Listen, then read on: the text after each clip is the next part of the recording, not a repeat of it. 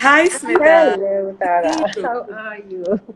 Very well, thank you. How are you? Very nice, and you're looking lovely. Thank you so much for Thank coming you. here today. Any excuse to dress up is a good one nowadays. Isn't it really? This is my 88th day inside the house, and I'm like, oh my God, when am I going to get out of this house ever again? We have with us today Tara Kaushal. Tara Kaushal, a writer and media consultant, has written her life story on her own terms. She's one of the few who has had the courage to branch off into the unknown, armed only with her craft, her words, and her conviction, and went on to write on gender, sexuality, equal rights, and socio-cultural issues. Her piece, Dance Mumbai Dance for Governance Now, won the Ladli Award for Best Feature 2013-14. And she's currently engaged in a very ambitious, is it a multimedia project? It Yeah. includes a documentary and 2 books. Mm-hmm. My goodness, the amount of work. So, welcome and thank you so much for coming and talking to us over here at Sakshi. You may not see many people over here with us today, but trust me, what we are going to talk about is going to reach out to the 40 lakh youth that we are reaching out to from Sakshi through the Rakshing project. Okay. Yes, yes, and That's we'll talk a little more about that a little later. So I'm very, very happy to welcome you here at Sakshi. Thank you so Thanks much for for coming. having me. Thanks for having me, Smita. So I just want to, before we do a deep dive, I ask everybody that. I mean, I see your introduction here, but if you were to give yourself like 3 words, like put yourself in a landscape of 3 words, what would that be? 3 good words I'm going to choose then. Because I'd say feminist, Mm-hmm. an intellectual, Mm-hmm. um, passionate, and Mm-hmm. fun. Okay, I have to say fun. I was wondering where that fun is gone because I see a lot of fun in all your pictures and the way you're kind of presenting yourself. So I was wondering, passionate is good, feminist is good, and the third was Intellectual, because intellectual. Okay, all I right. think that we need to reinvent the word nerd. It's not a bad word. So I'm happy to call myself a nerd. No, Um, good. I like that. I like that. So we'll have a lot of nerdy conversation here today as well. I sure. promise you that. Um, I want to just quickly have a very simple understanding about your book a little bit. When is it releasing? I'm sorry, I lost you. You got really garbled. Could you go again? Oh, okay. I said I very quickly just want to have a very simple understanding about your book. When is it releasing? So Why Men Rape, an Indian undercover investigation, is coming out on the 22nd of June. Congratulations. Thank you. I'm super excited. How did you reach this place that you felt that you wanted to write this book? um, so I think that this book is a culmination of a long personal and professional journey. So I Mm-hmm. was I was raped as a 4-year-old by my Mm-hmm. gardener, and then experienced a lot of sexual violence along the years. Uh, but I think it became most acute when we moved out of a naval environment and into Noida as Mm-hmm. civilians in Noida. And suddenly, there was this preoccupation with my hemlines and my deadlines and when I was coming home. And I think from that time, I Mm. started to ask, if safety is this, I mean, baby feminist buddy. I mean, I don't think I'd articulated this so much, but part of my questions at that point and since is, why do the actions of men impact the lives of women so much? My Mm-hmm. life, but the lives of Mm-hmm. women in general. Mm-hmm. Um, and I think this informed a lot of what I went on to study. I studied literature with a focus on feminism and post-colonial studies. It informed what I went on to study. It also informed a lot of my writing. And so I've written about gender and sexuality for a really long time.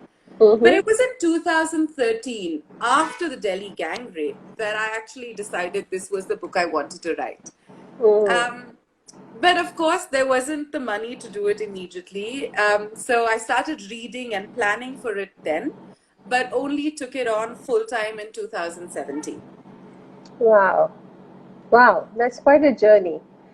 Before I go more into the book, Tara, would you Mhm. call yourself a victim or a survivor? A thriver, a thriver. I think Tell me that more about it. uh, we're so. However you end, whatever you end up, whether you're a victim or a survivor or a thriver, every single survivor, victim, thriver that I have Mm, spoken to does describe sexual violence as a pivotal moment in their lives. However mm, it has changed them is up to them, but it is definitely pivotal. And so, yeah, I think that if perhaps I had not faced the gender violence, I wouldn't be here today trying to change it. So there mm. are positives to it, but it's not easy to have got here. So I just think that everyone's on their own path and at various stages of their journey, and that's Mm. also fine. Yeah, sure. So I'm sorry, I'm just going in a little more into this, Tara, simply because this is what we are talking to the youth that we are working with right now. This entire project that we have is focused on stopping child sexual abuse, Right, addressing it, recognizing it, talking about it. And right. so that's why I would just like to go a little more into this when you're talking about being a thriver and being at different stages in the journey. What part of the journey are you in that you would say? And can you just describe that journey a little bit for us?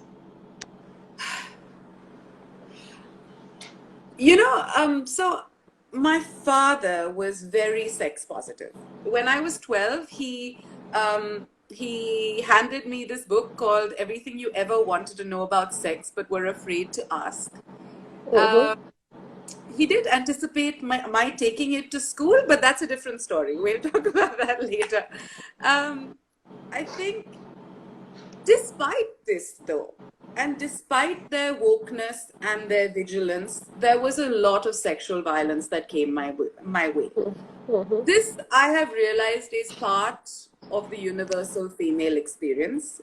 Um, it is also, so to me, not only is sexual violence, the aftermath of sexual violence, part of the universal female experience, but so is the threat of sexual violence, Yes. what I call sexual terrorism. It informs Yes. so much that you do or can't do, where you go to college, what your experiences of the world are like, how late you can be out with friends, what careers you choose. It Yes. informs so much about your life.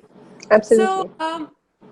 I think I'm fortunate and I'm always privileged and I'm always conscious of my privilege that I was able to escape, situations that as I have grown older, and with that has come the golden cage of, wealth and age. Maybe I'm just not as hot as I used to be, but whatever it is, you experience less sexual violence as you grow older. Mm-hmm. And so I'm at a stage where I can look back at it and look at it clinically and maybe make something positive of it, which is this book, um, and all of the writing. And I've had my writing and I've had my voice and I've been able to process it through therapy, and having, met such wonderful men also, and, having grown through it. Not everyone is that privileged. Not every person can look at the sexual violence they're experiencing and ever escape it. There are women who stay in violent marriages for their lives, for Yeah. economic and social reasons. Mm-hmm. So not everyone can escape it. Not everyone can even easily get over the trauma. And despite my parents' wokeness and vigilance, I didn't tell them about having been raped by the gardener until I was 16 years old. So it is complicated. Universally, children have a certain self-importance and self-involvement and self-blame that they are unable to deal with. So whenever anyone talks about Me Too or gender violence or child sexual abuse, and people say, why didn't you speak about it earlier? kids don't have the language, kids don't have the ability to process, and we've got to give survivors and, some space through this. Yes. Yes, So very true. Very, very important. that's where I'm at right now. No, and it's a good place, and it's an ongoing journey, isn't it? I mean, it's not something that you will say, oh, I've done it, I've been there, I've done it, and I've arrived. It's an ongoing journey, and new situations open up new triggers, and then you have to process different things differently. It's an ongoing journey, isn't it? It's interesting that you would say that, because once in Noida, I narrowly avoided being abducted and gang raped, and I was about 16. And I like fought back. Yeah, I smashed their windscreen. I did all sorts of things that I'm glad prevented any of this abduction. I mean, this abduction and any of what was going to happen from happening. And for a long time, at least when I talked about it, I was like, it was a big win. It was something that I had escaped, and it empowered me. But that didn't prevent it from coming in my nightmares for years and years and years, until while I was writing this book, I hung out with a gang rapist. And for some reason, having humanized him and having understood where he came from, my nightmares about that stopped. And it took like 20 years for that to happen, despite all the empowerment and all of those things that despite where I claim to have arrived. So there are things that happen in the background, consciously and subconsciously, that will be there, and that's a part of trauma. The only thing that helps me get through is always being able to look at any experience, negative or positive, and at least say the least this can be is a learning experience. Yes. So that's one way of looking at it. I just don't think that makes difficult experiences any better, No, they don't. No, they don't. No. Yeah, but thank you, Tara. Thanks for sharing that, though. It just brings me. You mentioned the Me Too movement. You did share a story there too, didn't you? I did talk about the Me Too movement. I had two experiences during the Me Too that I shared during the Me Too movement. One was against the editor of DNA, who, like, I'd gone for an interview. I was 22, he was 50 something. And as we enter his office, and this is the second time of meeting him, I'd met him at a party, I'd met him at a party, arranged this meeting very excitedly, and then I go for this meeting, and he pushes me against the door and sticks his tongue down my throat. And so that was one experience. I was 22. The other was, I think it was 2012 or 13, when I was supposed to have this meeting with a guy you network with, an advertising professional. And he cunningly orchestrated it for it to be in his hotel room. And then, it was a long story, but I fled. And so these are the two experiences I talked about during Me Too. And again, I'm going to ask you, because, I mean, there was a coming out that you did at the age of 16 when you spoke to your parents, but that's in a private space that you did speak. Very difficult to bridge that divide as well. But even then, here you came out onto a public forum. Me Too is a public forum that you came out on. What do you think was the importance of that? What did it give you? Personally, I don't know whether, for me, there was any advantages personally. I was over it. I was already talking and writing about it, privately with the names, writing about it. I'd written about these experiences without the names. So personally, nothing. But I do think, having said that, Me Too is super important.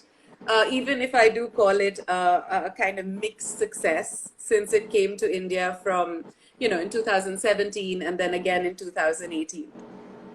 So Yeah. I'd call it a big success, but it's super important. It is really, because coming out, sharing stories, I believe, kind of replaces your old story with a new one.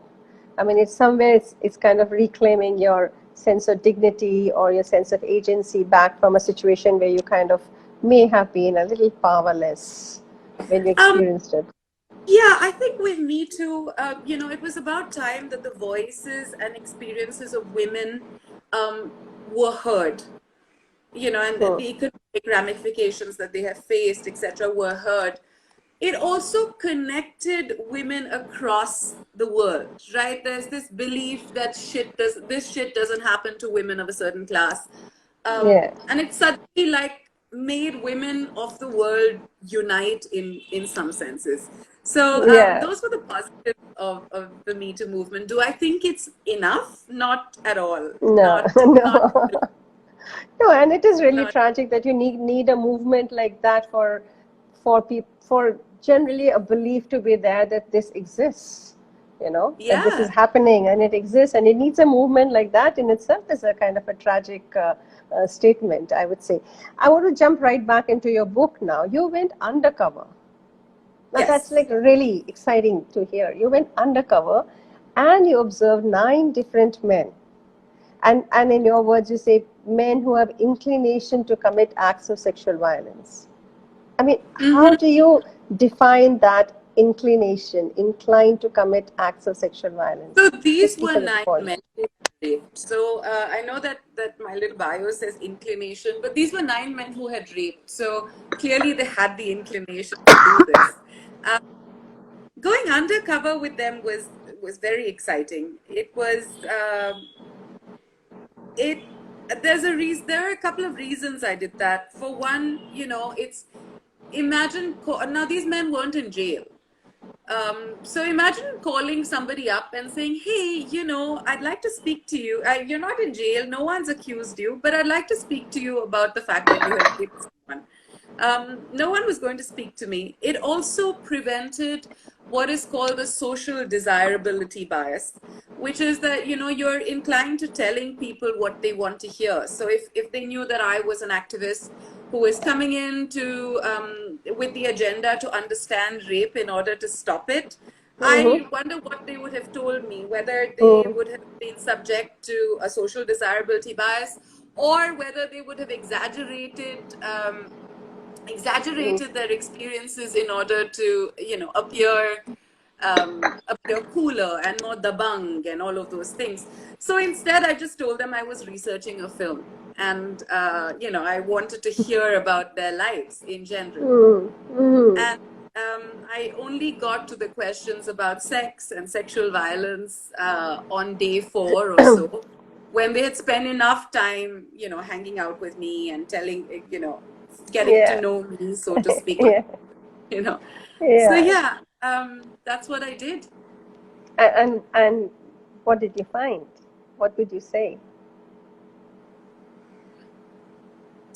What did I find? So the answer to why men rape in India is just too complex to talk about. I would say read the book, but to me, I found some very interesting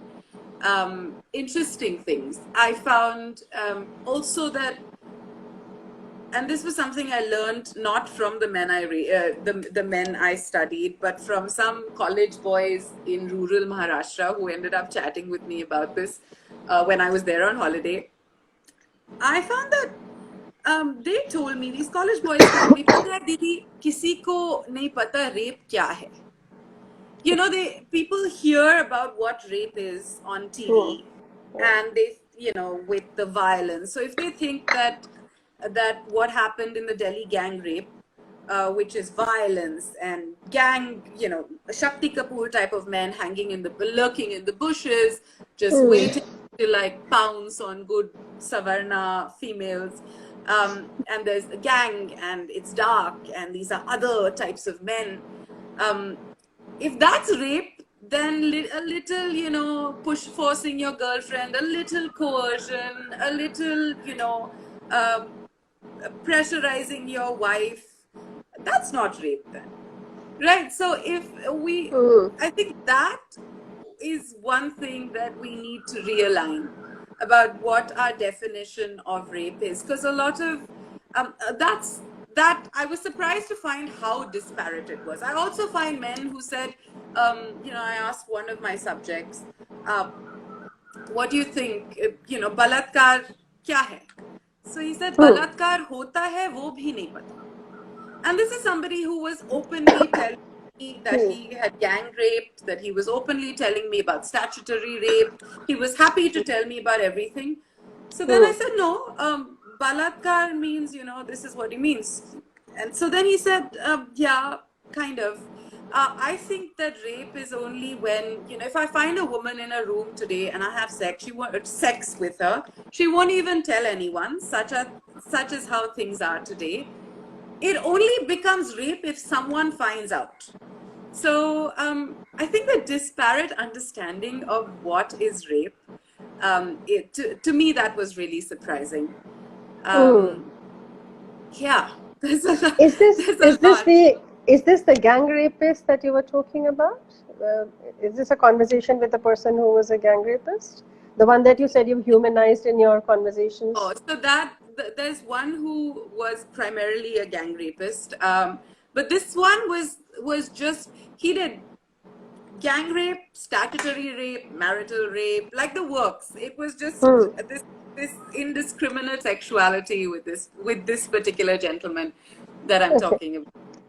And this gang rapist who said that he also said that rape doesn't exist. Rape, he doesn't understand what rape is. This is the same the guy, yeah.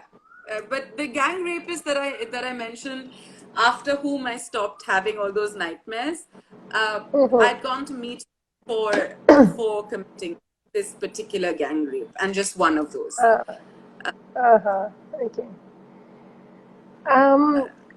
I mean, I'm really particularly interested in understanding how is it even possible to humanize a person who rapes. So that's been the experience that you're talking about. So because that's where we all get stuck.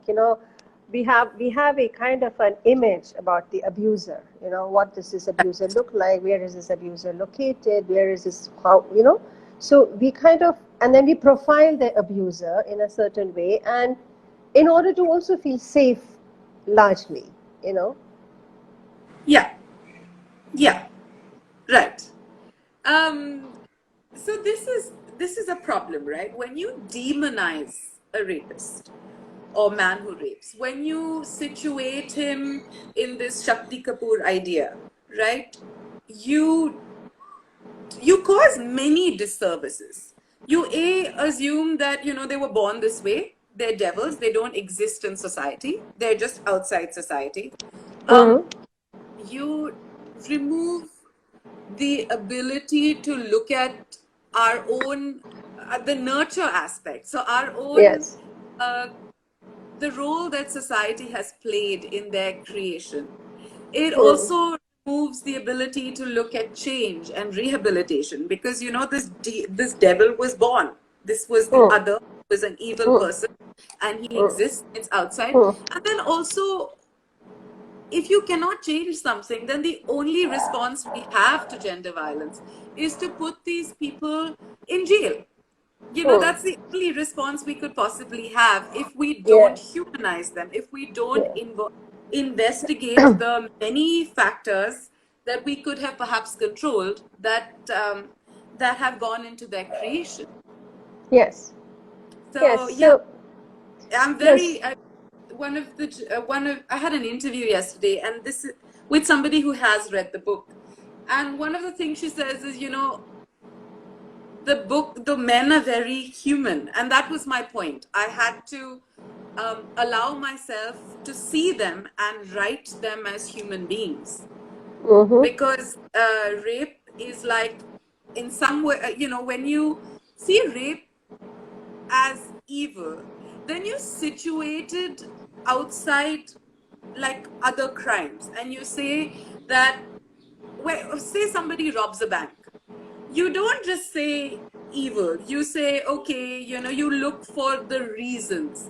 But when you say evil, you situate rape as a crime that is different, that has some unconscious, subconscious motivations that no one can understand, and therefore no one can stop.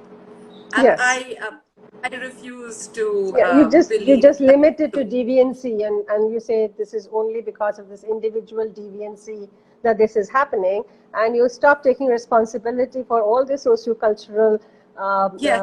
paradigms that exist around us, which are actually leading to such a situation from arising and rampantly.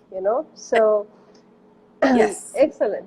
Right. I look forward to reading what you have to write over there, because Thank you. I'm really interested. I mean, have you explored masculinity, the percept of masculinity, and how Indian masculinity, I mean, how it's not homogeneous at all? And just tell a little bit, if you have talked about So, it. of course, so when I started to look at men, I was looking at various demographic profiles. And what I ended up doing was profiling men according to social class.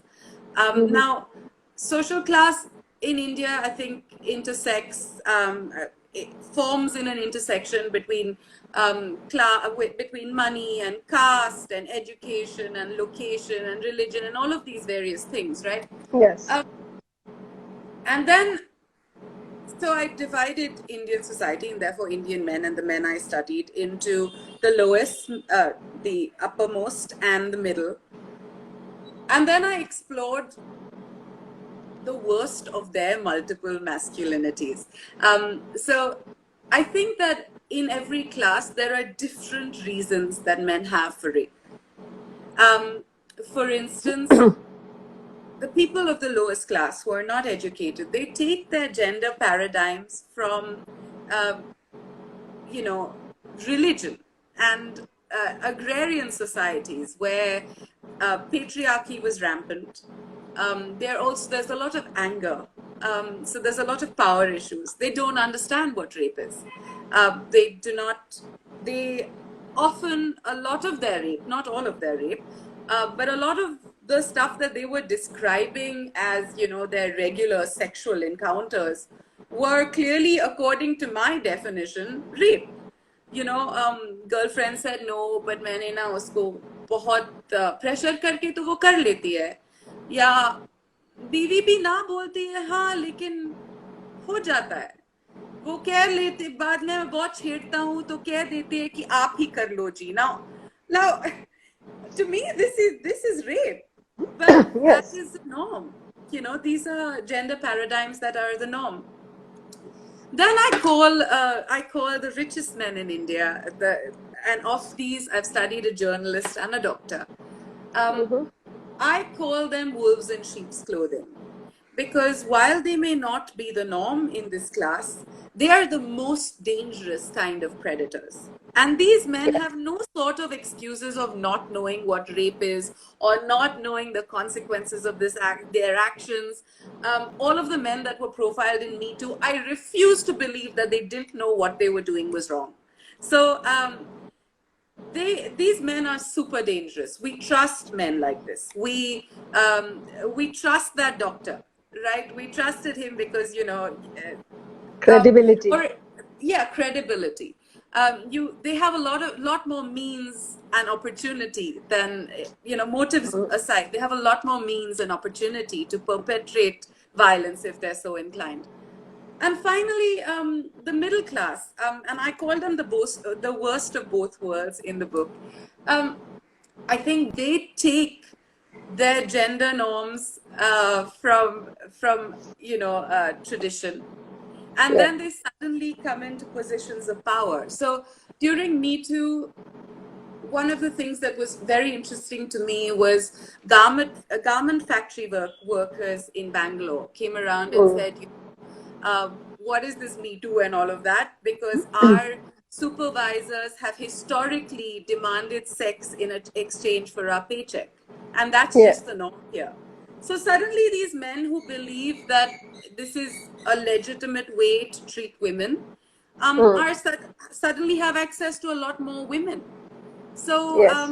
to me, all of these different classes have different masculinities, of course, but at their worst, they have different reasons for perpetrating rape.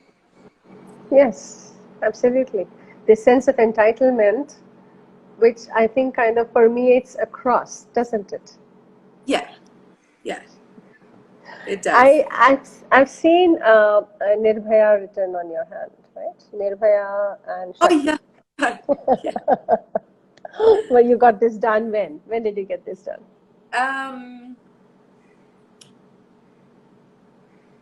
2000 something. But no, Okay. 2000, gosh, I can't remember. A while ago. A while ago is all Yeah, I. no, I mean, I'm really interested because that's a statement. Why did you get Nirbhaya written on your hand? Well, I think I can't remember now, and if I assemble the timeline, maybe I will be able to actually tell you when it happened. But Nirbhaya to me is two things. A, I would like to be fearless, so it's inspiring me, and of course, um, there's no escaping that it's what the media call the Delhi gang rape victim, what the media call Jyoti Singh Pandey. Yeah, Shakti yeah. again is creative energy and power, and again, it's something that I would like to manifest. So that's the Yeah. reason for tattoos. So I'm just going to ask you something and ask you to then just go back to something else that you said about situating rape as a crime. I was listening to an interview by the DCW chairperson in which she had spoken to Jyoti's mother, where Jyoti's mother had shared with the chairperson that she's kind of relieved that Jyoti didn't survive because just the hopelessness of the justice system would have been. And then we have the capital punishment that's just happened with the rapists. Yeah. But nothing is really changing. So, I mean, how do you situate all of this with what you're talking about? So the Delhi gang rape just tears me up. Um, So I do see, of course, the Delhi gang rape brought a lot of attention to sexual violence. It conversations about sexual violence in the media have increased fourfold, and that's great. It has also muddied the waters about gender violence, because if that's rape, then are our palates, kind of immune to the more mundane aspects of gender violence, the penises in our backsides and the what we call Eve teasing. So there's there's good and bad that's come from the Delhi gang rape. Of course, the bad includes primarily what happened to Jyoti Singh Pandey. Having said that, and with due deference to Jyoti's mother, Asha, who has her idea of what justice is, and it's it's for them to choose, and that's fine. And it is also for the Indian Constitution to decide, and it's out of my purview to say. But I do not believe in capital punishment. I do not believe that it solves anything.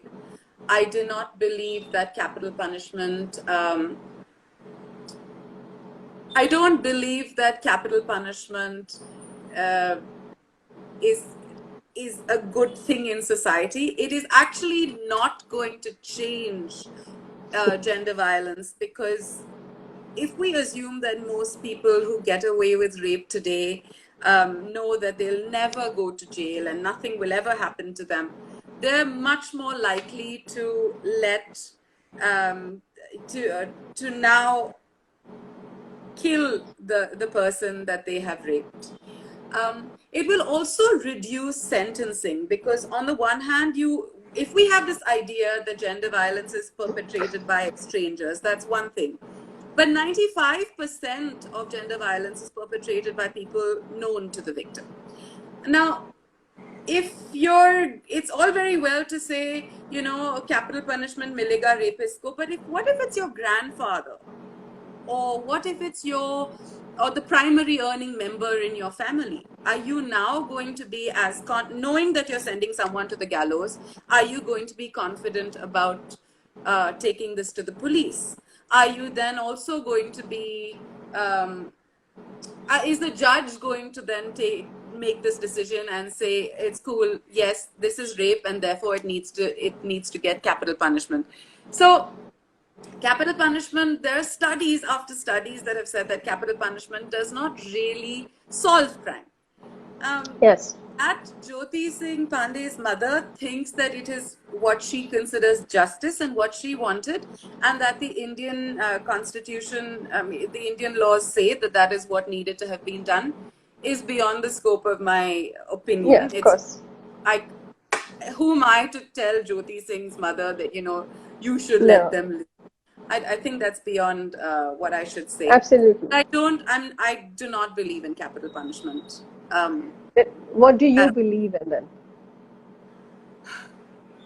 Frankly, I don't know the answer to that. I would say better laws, better enforcement, better punishment. But for me, I've spent most of my time talking about prevention. When we situate the answer to rape in law and order, we're talking about after the fact. Yes. We're talking about post-rape. I'm talking about pre-rape. It needs to stop, and when it needs to stop, it needs to stop through multiple ways, including the fear of the law, which should apply. People should not rape because they're afraid of the law. But I often wonder why. I think part of my thing was, why would you want to do that to someone? What makes you the kind of person who would want to do that to anybody? And that's where that's my answer. I don't know the post. No, I'm so happy to hear you say that, because that's exactly what we are engaged with right now. The Rakshan Project is what we say a youth-led movement to prevent child sexual abuse, and we are looking at equipping, informing, enabling this youth who's situated in every family, right? That's the most difficult unit to penetrate, isn't it, by any civil or social body? So inside the family, there's going to be one person at least who's completely informed, educated, and who kind of is looking at prevention, is looking at how to identify what to stop. And we're exploring concepts of consent, equality. How do you say no? Do you say no? Can you say no? What is consent? What does it really mean? So we are really going into the causative factors around it to say, how do I live my life? What is my personal boundary? What is grooming? How can I actually, so I'm so happy to hear you say that, and we would love to share more with you about that and take this forward. Yes, definitely. Yes, absolutely. So I'm really, really happy to have spoken to you today, Tara. This was like really very intriguing, so to speak. I'm really looking forward to reading your book, and more power to you. So the documentary is going to be after the second book or somewhere in between? I don't know. Hopefully somewhere in between. Even the second book, I think it's a work in progress, in the sense it will happen, because I have all this research. Great. I couldn't. Yes, absolutely. So if I was to invite you to At some point.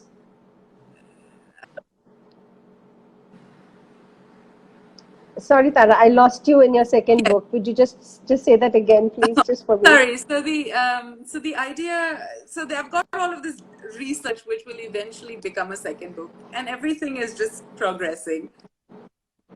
Absolutely. Great. Congratulations for that.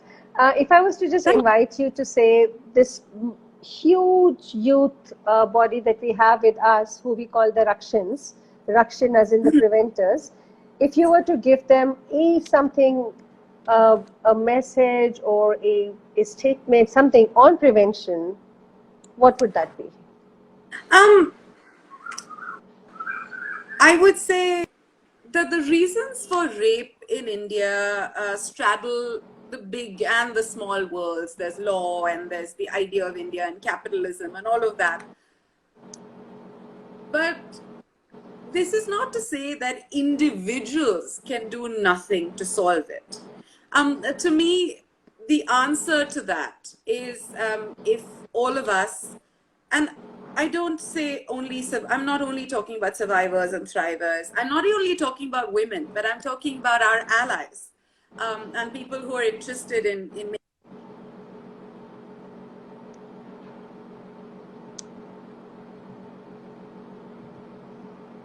subscribe. You're still, sorry, this seems to have frozen. Are you still there? Yeah, no, I'm back. I'm back here. Yes. Can you see me now? Sorry. I can. Hello. Okay. Yeah. So a lot of this does not mean that individuals can do nothing about it. And individuals play a huge role in preventing sexual violence. Now, to me, it's a very easy fix. If all of us choose to be egalitarian, if we see egalitarianism as our new religion, and situate everything in human rights, a lot of these questions of how we have to behave come starkly into view. Cultural liberalism and feminism are easy next steps, and so is love. We're a culture of hate. We're a culture where the humble bedroom scene gets a lot more attention than increasing violence in every TV show and every movie. But I think love is a big answer, interpersonal, intersexual love, and people between interpersonal love, but also love in general. We love the hate that we are, that we spew online. So I think that's very important. And I think the other thing that the youth needs to do is really act. So it's all Yes. very well to say, like, wear your feminism and your activism and your politics on your sleeves, because that's going to make a huge difference when people fight against feminism online. There's a lot of cultural resistance to this. Women taking over spaces that men have historically had is not an easy fight. But the more voices there are, the faster this will be, the easier it will be for everyone involved. So yeah, Yes. the youth play a huge role in making India a better place.